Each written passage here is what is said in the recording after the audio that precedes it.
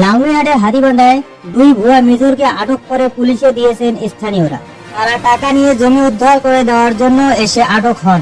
মঙ্গলবার দুপুরে উপজেলার বড়খাতা এলাকায় তাদের আটক করে পুলিশে দেয় স্থানীয়রা।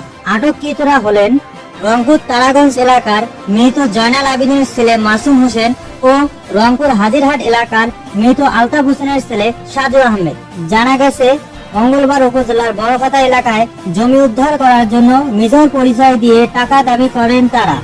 স্থানীয়দের সন্দেহ হলে তাদেরকে আটক করে পুলিশে খবর দেয়। পরে পুলিশ গিয়ে থানায় নিয়ে আসে। 1:30টার দিকে আমার কাছে ফোন আসে যে বড়খাতা এলাকায় একজন মেজর এবং মেজরের সহযোগীকে আটক করে রাখছে স্থানীয় লোকজন।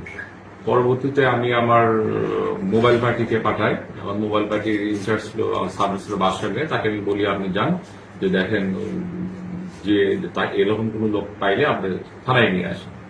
তো কিছুক্ষণ আগে থানায় নিয়ে আসা হয়, আমি তাকে জিজ্ঞাসাবাদ করি এবং এই ভুয়া মেজর যে নিজেকে মেজর পরিচয় দেয়, এই ব্যক্তিটি আজ থেকে প্রায় 1 মাস পূর্বে আমাদের যে লোকটার কাছ থেকে টাকা দাবি করেছে, রফিক নাম, তার বাড়ি বড়খাতা 4 নম্বর ওয়ার্ডে, এই লোককে লালমনিরহাট কোর্টে পেয়ে তাকে তার সহযোগী, এই ভুয়া মেজরের সহযোগী শহীদার বলছে যে আমার পরিচিত এক মেজর সাহেব আছে, তোমার যে জমি জমানের ঝামেলা চলতেছে, অন্যরা তোমার জমি জবরদখল করে আছে, সেই জমিটা আমার মেজর সাহেবের সাথে তুমি কথা বলে বা কিছু খরচ দিলে সে তোমাকে উদ্ধার করে দেবে।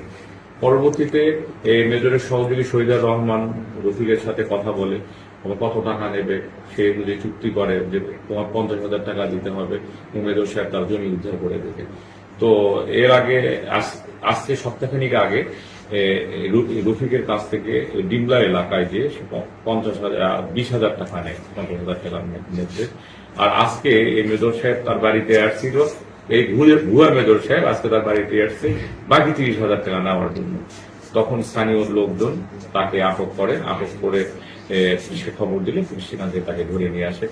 তার বিরুদ্ধে আমরা নিয়মিত মামলা নিয়ে বিজ্ঞ আদালতে তাকে প্রেরণ করব এবং তার বিরুদ্ধে আমাদের যাবতীয় আইনগত কার্যাবলী আমরা সম্পাদন করব। ইউটিউব চ্যানেলটি সাবস্ক্রাইব করে লালমনিরহাট ও দেশের সকল খবর পেতে চোখ রাখুন।